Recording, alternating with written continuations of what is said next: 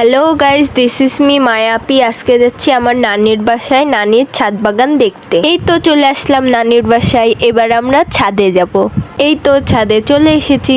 ছাদে গিয়ে তো আমি পুরোই অবাক হয়ে গিয়েছি। এই তো দেখো ড্রাগনগুলোর কি সুন্দর কালার এসেছে। আমি এখন ড্রাগনগুলো ছিঁড়ে নিচ্ছি। আমি এক হাত দিয়ে ছিঁড়তেই পারছিলাম না, পরে দুই হাত লাগালাম। ড্রাগন খেতে আমার সব থেকে বেশি ভালো লাগে। এই ড্রাগনটা তো আমি ছিঁড়তেই পারছিলাম না, আমার হাতে কাটা ঢুকে গেছে।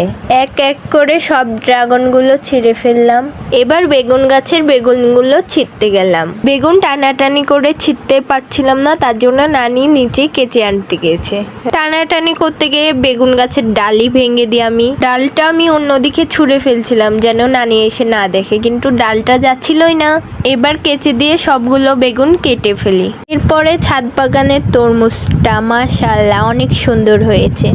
এই দেখো কতগুলো ড্রাগন আর বেগুন পেরেছি। এবার লেবু ছিঁড়তে যাচ্ছি।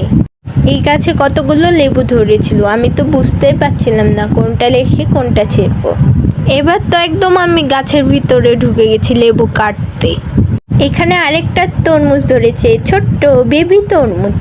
এই গাছটা কিসের গাছ তোমরা কি কেউ চিনো? চিনে থাকলে আমাকে কমেন্টে জানিও। এবার ড্রাগনটা টেস্ট করে দেখি কেমন মজা খেতে।